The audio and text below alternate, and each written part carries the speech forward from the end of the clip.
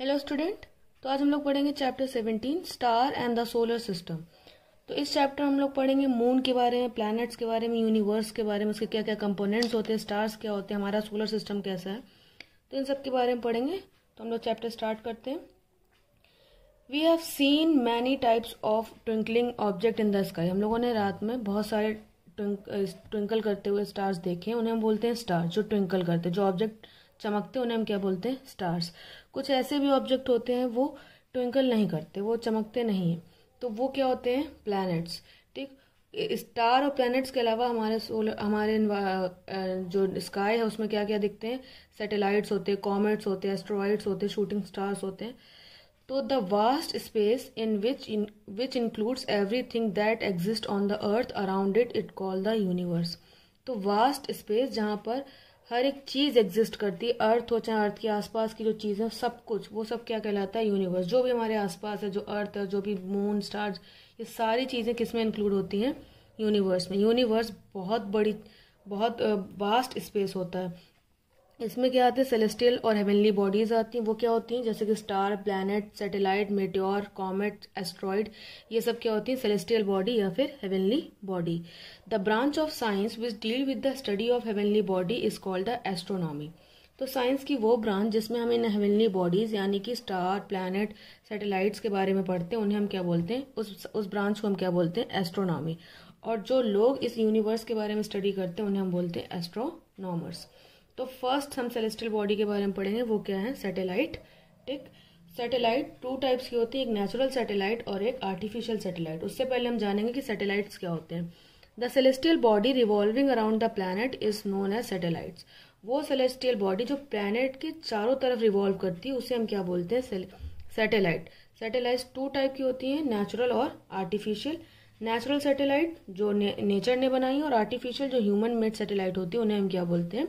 Artificial satellite. तो सारे planet के पास नेचुरल सैटेलाइट है एक्सेप्ट मरकरी एंड वीनस। तो मरकरी और वीनस की कोई नेचुरल सैटेलाइट नहीं है। अर्थ की नेचुरल सैटेलाइट एक है, कौन? मून। ठीक। तो अब आगे हम पढ़ेंगे मून के बारे में। The earth moon is brightest object in the night sky. अब रात में जब स्काई में देखेंगे तो आपको स्टार्स दिखेंगे, मून दिखेगा। सबसे ज्यादा कौन चमक रहा होता है? मून। मून की अपनी लाइट नहीं होती है, वो क्या करता है? सनलाइट को रिफ्लेक्ट करता है। हम लोगों ने रिफ्लेक्शन के बारे में पढ़ा था लाइट चैप्टर में। तो वैसे मून की जो सरफेस होती है वो सनलाइट को क्या करती है? रिफ्लेक्ट करती है, जिसकी वजह से वो हमें कैसा दिखता है? चमकता हुआ दिखाई देता है। तो मून जो होता है हमें बहुत बड़ा दिखाई देता है। ठीक। वो बड़ा नहीं होता, उससे ज्यादा बड़े स्टार्स होते हैं, प्लैनेट होते हैं, लेकिन मून बड़ा हमें इसलिए दिखाई देता है क्योंकि वो अर्थ के पास में है। बाकी स्टार्स और बाकी प्लैनेट्स क्या अर्थ से बहुत दूर है, इसलिए वो कैसे दिखाई देते हैं? छोटे दिखाई देते हैं। Distance of the moon from the earth. तो अर्थ और मून के बीच में कितनी डिस्टेंस है? 3,84,400 kilometres. Time taken by the moon to the complete one revolution around the earth. तो मून को अर्थ के चारों तरफ एक रेवोल्यूशन कंप्लीट करने में कितना टाइम लगता है? 27 डेज 8 आवर्स या फिर 27.3 डेज। मून का डायमीटर कितना है? 3,474 किलोमीटर। अर्थ के टोटल साइज का क्या है? 1/4। Surface of the moon. तो मून की सरफेस पे बहुत सारे माउंटेन्स हैं, क्रेटर्स हैं। क्रेटर्स क्या होते हैं? एक तरह से गड्ढे होते हैं जो किस शेप के होते हैं? 100 से मतलब बड़ी सी प्लेट के शेप के होते हैं। तो प्लेट के साइज के बराबर नहीं होते, बस उनका शेप उसकी तरह होता है। तो क्रेटर्स बहुत बड़े बड़े होल्स होते हैं जो कैसे बनते हैं? कॉमेट और एस्ट्रॉइड जब मून की सरफेस पे आकर गिरते हैं तो उसकी वजह से वहां पर ऐसे बहुत बड़े बड़े से क्रेटर बन जाते हैं। कुछ बड़े होते हैं, कुछ छोटे होते हैं। तो मून पे इतने क्रेटर क्यों है? क्योंकि वहां पर क्या नहीं है? एटमॉस्फेयर नहीं है। जैसे हमारी अर्थ सरफेस में क्या एटमॉस्फेयर है, तो अगर कोई कॉमेट अर्थ की तरफ आ रहा होता है या फिर कोई मेटेओर अर्थ की तरफ आ रहा होता है, तो हमारा जो एटमॉस्फेयर है वो क्या कर देता है? उन्हें बर्न कर देता है। तो हमारे अर्थ सरफेस तक वो मेटेओर आके नहीं गिरता है। लेकिन मून के पास क्या है? एटमॉस्फेयर नहीं है, तो सीधे डायरेक्ट उनकी सरफेस पे आकर गिरते हैं और इस तरह से बड़े बड़े से क्रेटर्स बनाते हैं। तो मून पे क्या एटमॉस्फेयर नहीं, एब्सेंस ऑफ एयर है, इसकी वजह से वहां पर लाइफ भी नहीं है। ड्यूरिंग द डे मून का टेम्परेचर कितना होता है सरफेस का? 123 डिग्री सेल्सियस, क्योंकि वहां पे एटमॉस्फेयर नहीं, इसकी वजह से डायरेक्ट सनलाइट पड़ती है और इसकी वजह से टेम्परेचर इसका इतना ज्यादा है। रात में क्या होता है? टेम्परेचर बहुत कम हो जाता है, -233 डिग्री सेल्सियस हो जाता है। क्यों?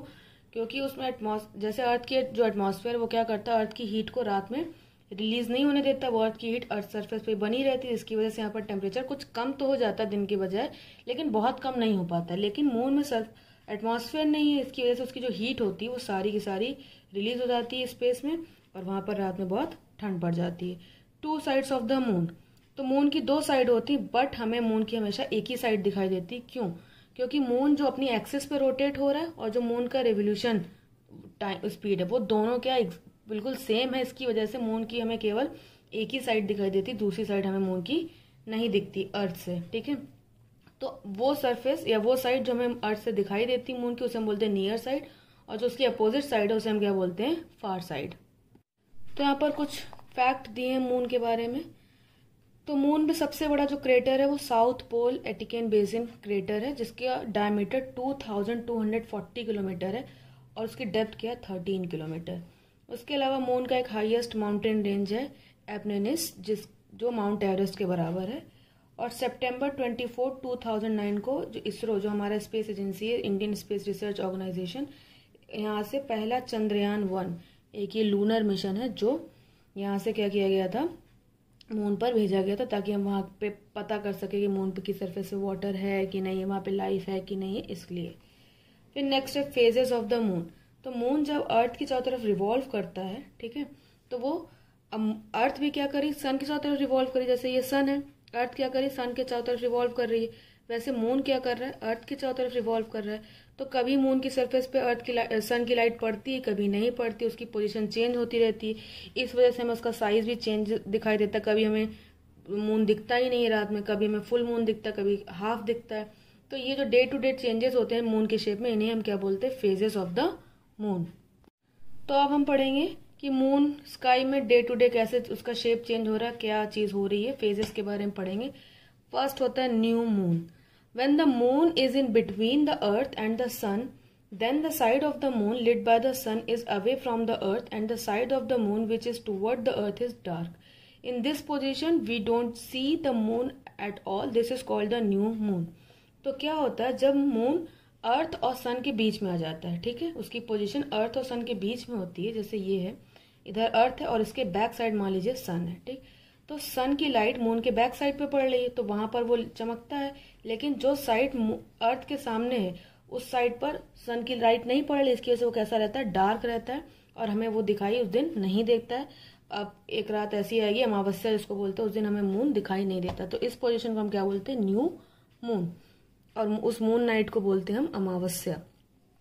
फिर आता है वैक्सिंग क्रीसेंट मून। तो यहाँ पर 2 टर्म है, वैक्सिंग और वैनिंग। इनको अभी मैं लास्ट में बताऊंगी।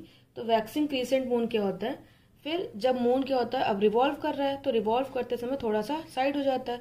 अब इतनी सरफेस पे क्या होता है? सनलाइट पड़ रही है, इसकी वजह से इतना हमें चमकता हुआ दिखाई देता है। तो इसको हम क्या बोलते हैं? Waxing crescent moon. Next position होती है फर्स्ट क्वार्टर। अब थोड़ा सा और ज्यादा साइड हो गया, तो अब हाफ सरफेस पे क्या हो रहा है? सनलाइट पड़ रही है, तो जब हमें मून हाफ दिखता है उसको हम बोलते हैं फर्स्ट क्वार्टर। इसको हाफ ऑफ द मून या फिर फर्स्ट क्वार्टर बोलते हैं। फिर आता है वैक्सिंग गिब्बस मून। इसमें क्या होता है? हाफ से थोड़ा हमें ज्यादा दिखता है, तो ये होता है वैक्सिंग गिब्बस मून। फिर आता है फुल मून। फिर अब वो अर्थ से बिल्कुल हट गया, अर्थ और सन के बीच में नहीं है मून, अब उसकी पोजीशन चेंज हो चुकी, क्योंकि वो रिवॉल्व कर रहा है, तो उसकी पोजीशन चेंज हो चुकी। अब वो हमें पूरा फुल मून दिखाई देगा, मतलब जो पूरे मून पर सनलाइट पड़ रही है और वो रिफ्लेक्ट कर रहा है, इसलिए हमें उस दिन पूरा मून दिखाई देगा। इसको हम क्या बोलते हैं? फुल मून, ठीक है। और उस फुल मून नाइट होती है उसको हम बोलते हैं पूर्णिमा, ठीक। तो यहाँ पर हो गया ये new moon, waxing crescent moon, first quarter, waxing gibbous moon और फुल मून, ठीक। फिर आता है वैनिंग मून। अब वैक्सिंग और वैनिंग मैंने 2 चीज आपको बताई। तो वैक्सिंग और वैनिंग क्या होता है कि देखिए, पहले बिल्कुल न्यू मून था, कुछ नहीं था, फिर थोड़ा सा बड़ा हुआ, फिर थोड़ा और, फिर और ज्यादा, फिर फुल। तो ये क्या हो रहा है? इंक्रीज हो रहा है। मून का साइज क्या हो रहा है? इंक्रीज हो रहा है। तो जब मून का साइज इंक्रीज होता है उसको हम क्या बोलते हैं? वैक्सिंग, ठीक। वैनिंग क्या होता है? इसका जस्ट अपोजिट, जब मून का साइज क्या होने लगता है? डिक्रीज होने लगता है। जैसे फुल मून है, अब इसके बाद जो पोजीशन आएगी वो क्या आएगी? Waning gibbous moon. देखिए अब इसको हाफ होने लगा, थोड़ा कम होने लगा, फिर थर्ड क्वार्टर हाफ हो गया, फिर वैनिंग क्रीसेंट, और अब जो आएगा मून वो कैसा होगा? New moon. तो वैक्सिंग और वैनिंग क्या हुआ? वैक्सिंग मतलब जब साइज में इंक्रीज होता है, और वैनिंग में क्या होता है? जब साइज कैसा होने लगता है? डिक्रीज होने लगता है। तो ये हो गई एक पूरी साइकिल होती है, ये फेजेस ऑफ द मून पूरी साइकिल होती है। 1 न्यू मून से 1 फुल मून तक कितना टाइम पीरियड लगता है?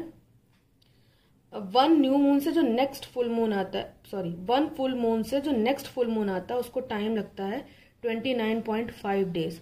मतलब अभी न्यू मून था, फिर फुल मून हुआ, ठीक, उसके बाद ये धीरे धीरे छोटा होने लगेगा, फिर न्यू मून हो जाएगा, फिर ये फुल होने लगेगा। तो जब दोबारा फुल होगा तो इसमें कितने टाइम लगता है? 29.5 डेज। और इसका एक मंथ होता है वो होता है 29.5 डेज। Thank you.